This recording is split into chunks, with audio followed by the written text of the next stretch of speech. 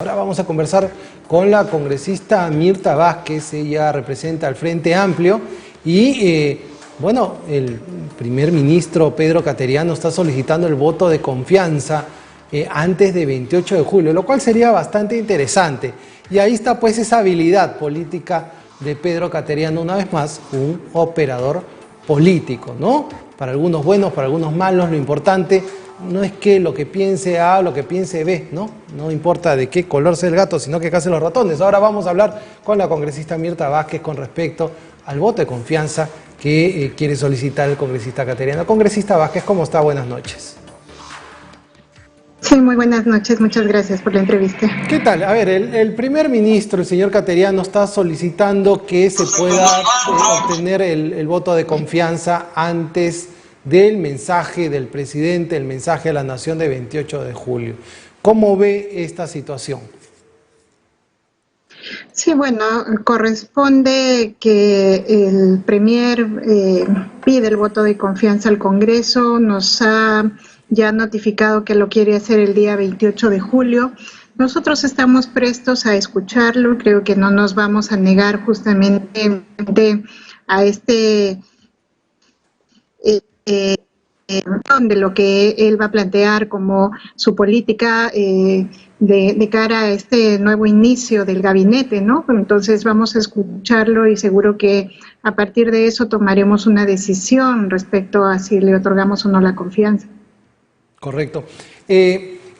A ver, también con respecto a esta nueva normalidad, su partido se está oponiendo a esta apertura económica, esta reactivación económica debido a que al parecer se está dando un rebrote en el Perú el día de hoy, y lo vamos a ver en la sala situacional. Estamos nuevamente llegando a bordear los 4.000 contagiados al día y el número de fallecidos no está bajando, es decir, la curva nuevamente está ascendiendo.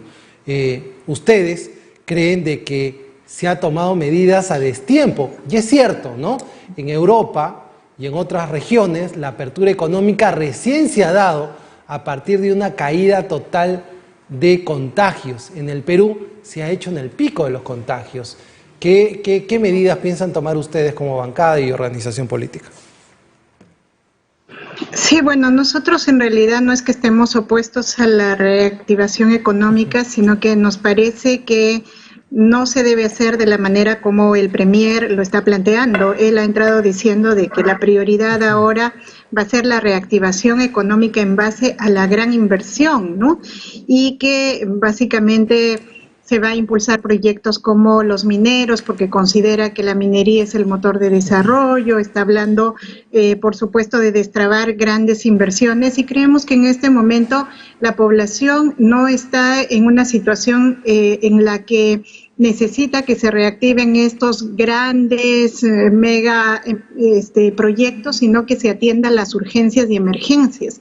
En este momento tenemos un problema de salud real que no ha sido resuelto, los contagios siguen aumentando, el tema de los hospitales colapsados no se ha solucionado, el oxígeno sigue siendo un bien de lujo, ¿no?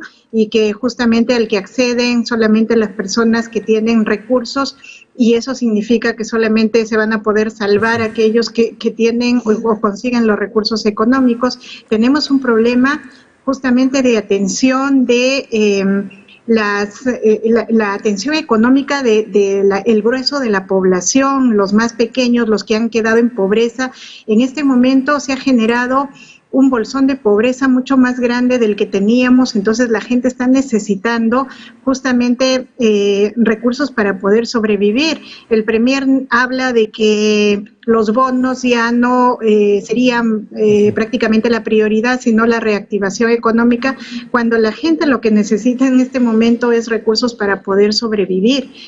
Eso es lo que nos preocupa, ¿no?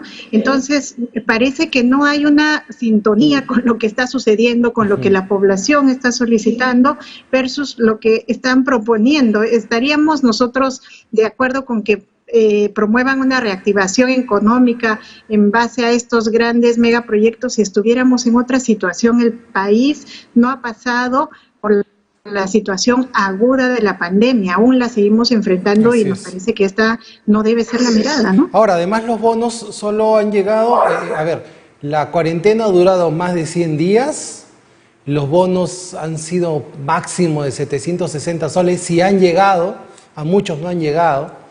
El Reactiva Perú fue principalmente para grandes empresas, se habla de ampliación para la pequeña y microempresa, pero esto tampoco es tan real, no han llegado, los desembolsos son muy lentos, la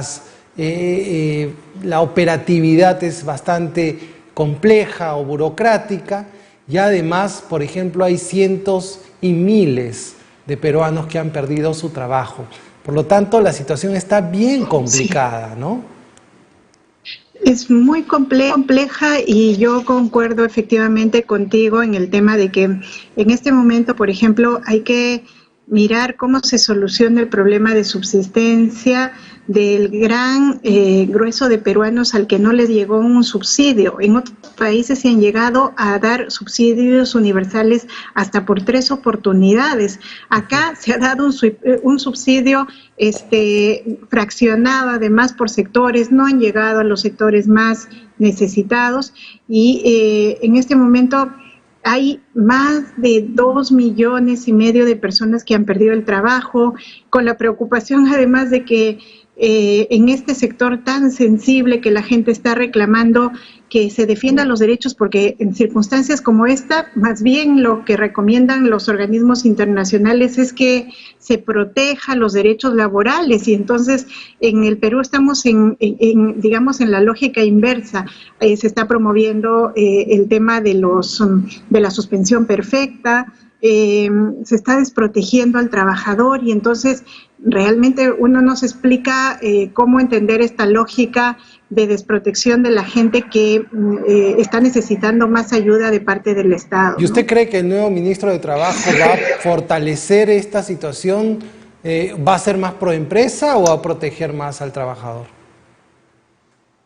Bueno, yo comparto la preocupación generalizada, creo que tenemos sobre el ministro de Trabajo, no porque sea una persona joven, sino porque es una persona que tiene poca trayectoria, al parecer, en el tema de el trabajo sobre justamente resolver crisis como estas, ¿no? No tiene más experiencia que en los estudios, además, jurídicos que han sido más bien proempresariales. Se habla de que han estado vinculados a temas como Odebrecht, y entonces, claro, ahí uno, por supuesto, comparte la preocupación que tiene mucha gente en el país de cómo en este sector más sensible se pone a una persona que probablemente no tenga la experiencia suficiente, menos aún para afrontar crisis como la que afrontamos ahora, ¿no? Correcto, correcto. Bueno, congresista, muchísimas gracias. Esperemos que realmente haya un debate político alturado, esperemos que la presentación también del presidente en el Congreso, que todavía no sé bien cómo se va a hacer el primer mensaje a la nación virtual, y que también tenga autocrítica, tenga reflexión, puede escuchar a los diferentes sectores. Es importante el sector empresarial en el Perú, es importante un sector que defienda los derechos de los trabajadores, de los campesinos, de la gente del pueblo también. O sea, no todo es empresa, no todos son trabajadores, no todo es Estado, no todos son aportantes de impuestos. Yo creo que hay que saber hablar de dignidad, hay que darle también espacio al dolor de lo que hemos pasado. Más de 40.000 peruanos fallecidos, congresista, durante esta pandemia, ¿no? Y es importante que aprendamos una lección como país, ¿no? Que el debate, la discrepancia de ideas se pueden dar, pero sobre todo tenemos que anteponer el país y a la persona. No hay que copiar malos modelos de otros países, ¿no? No hay que traer cosas de negaciones. De esto no pasa, esto no nos pasa a mí, solo la empresa salvará al Perú. Tampoco es así. Así que esperemos diálogo y reflexión. Sí, y yo quiero terminar retomando una cosa bien importante que has dicho, ¿no? Hay que ser muy empáticos en este momento y sensibles con el dolor de la población. hemos perdido muchas vidas, pero además estamos enfrentando una situación verdaderamente de muerte, y creo que el gobierno lo menos que puede hacer es responder de esta manera empática y solidaria, y reconocer justamente que hay que atender primero los llamados, las demandas, los gritos de la población más desesperada y más afectada en estas circunstancias. Correcto, muchísimas gracias, congresista, y esperemos pues que todas las cosas salgan muy bien en este mes de la patria. Ha sido la congresista Mirta Vázquez, congresista por el Frente Amplio, ¿no? Hemos estado hablando sobre el gabinete cateriano.